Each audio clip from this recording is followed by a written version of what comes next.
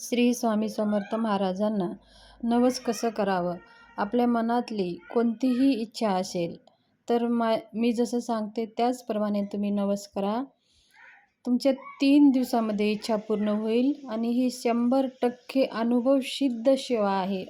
आणि अनुभव झालेला आहे आणि मी स्वतः अनुभव घेतलेला आहे. म्हणून मी ही सेवा आज तुमच्याशी शेअर करत आहे. तर व्हिडिओ स्किप करू नका, पूर्ण पहा. आणि जर चॅनलवरती नवीन आला असाल तर चॅनलला एकदा सबस्क्राईब करून लाईक करा आणि व्हिडिओ शेअर करा. श्री स्वामी समर्थ महाराज हे ब्रह्मांड नायक राजाधिराज योगीराज. श्री स्वामी समर्थ महाराज हे सगळ्यांचे चालक मालक पालक आहेत. ह्या सृष्टीचं कारभार त्यांच्या हातामध्ये आहे आणि ते सूक्ष्म रूपामध्ये सगळ्यांच्या हृदयामध्ये वास करत असतात. आणि मग ते स्वामी महाराज बघा, तुम्हाला जर अक्कलकोटला तुम्ही कधी गेला असाल तर स्वामी महाराजाचे एक शब्द आहे, मैं गया नहीं हूँ जिंदा हूँ. मतलब ते शरीर सोडलेलं नाही, म्हणजे अदृश्य झालेलं आहे. आता प्रत्येक देवी देवतांचं कसं शरीरात समाधी घेतलेली आहे, कसं आपण पाहतो. पण श्री स्वामी समर्थ महाराजांची समाधीसुद्धा घेतली नाही. त्यांनी फक्त असं अदृश्य रूपामध्ये गायब झालेले आहेत आणि ते म्हटले आहेत की मी इथंच आहे, सूक्ष्म रूपामध्ये इथंच आहे. म्हणून आज बी सुद्धा महाराज आपल्या हजारो लाखो लोकांना त्यांची अनुभूती येते आणि महाराज हे आहेत असं दाखवून देत असतात. आता बघा, नवस करताना काय करायचं आहे.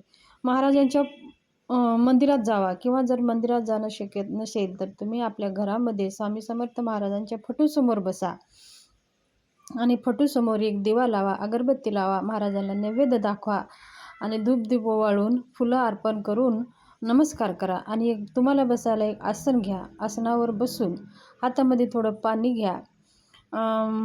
पाणी घेऊन 3 वेळेस पाणी हातावरून खाली सोडा. केशवाय नमः, माधवाय नमः, नारायणा नमः म्हणून.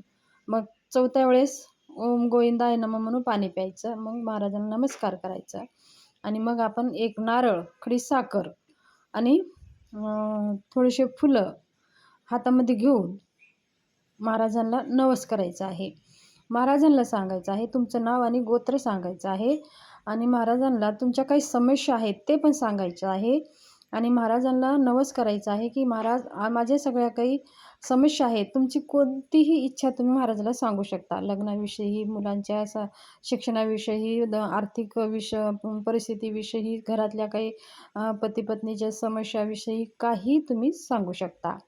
फक्त महाराजांसमोर मनाभावाने श्रद्धेने आपण बसून ते नारळ, खडी साखर हातात घेऊन महाराजांसमोर बसून आपल्याला मनातली इच्छा सगळी सांगायचं आहे. आणि सांगून मी आजपासनं 108 पारायण म्हणा किंवा 51 पारायण बोला किंवा 21 पारायण श्री स्वामी समर्थ सारामृत ग्रंथाचे आणि मंत्र दररोज 11 माळी मंत्र मला जप करायचा आहे, करणार आहे. 11 वेळेस तारक मंत्राचा जप करणार आहे. आणि ही तुमची सेवा आता तुम्ही किती दिवसामध्ये ही सेवा करू शकता. 108 पारायण म्हणजे तर रोज 1 पारायण केलं तर 108 दिवस लागतात. जर रोज 2 पारायण केलं तर ते आपल्याला 54 दिवस लागतात. आणि जर आपल्याला 21 पारायण करायचं आहे आणि रोज 2-2 पारायण असं 21 पारायण जर करायचं असेल किंवा रोज 1-1 पारायण असं 21 दिवस आपल्याला पारायण करायचं असेल तर तुम्ही तुमच्या हिशोबानं नवस करा. अगोदर किती दिवसाचं पारायण करणार आहात ते तुम्ही ठरवून घ्या आणि मग ते स्वामी महाराजांसमोर बोला. 21 दिवसाचं बोला किंवा 11 दिवसाचं बोला. आणि 11 पारायण म्हणजे 21 अध्याय पूर्ण वाचले म्हणजे 1 पारायण घडतो. एक ग्रंथ पूर्ण वाचलं श्री स्वामी समर्थ सारामृत म्हणजे 1 पारायण घडतो. असे तुम्हाला 11 वेळेस वाचायचं आहे. म्हणजे 11 पारायण किंवा 21 वेळेस वाचले तर 21 पारायण आणि 108 वेळेस वाचले तर 108 पारायण असे होतात. तुमच्या हिशोबानं जसं तुम्हाला शक्य असेल तसं महाराजांना बोलून 21 दिवस, 108 दिवस, 51 दिवस किती दिवसामध्ये तुम्ही किती पारायण करणार आहात ते महाराजांना सांगून ते नारळ, खडी साखर महाराजांच्या चरणाजवळ ठेवून द्यायचं आहे आणि महाराजांना विनंती करायचं आहे. रोज रोज 1 पारायण, 11 माळी श्री स्वामी समर्थ मंत्र, 11 वेळेस तारक मंत्र ही सेवा करून पहा. तुमच्या जीवनात कोणत्याही समस्या असू द्या, महाराज ते सोडवणार म्हणजे सोडवणारच. हे अनुभव सिद्ध सेवा आहे आणि हे मी स्वतः अनुभव केलेली ही सेवा आहे. ही सेवा करून पहा, तुमच्या जीवनाचं सोनं होईल. धन्यवाद.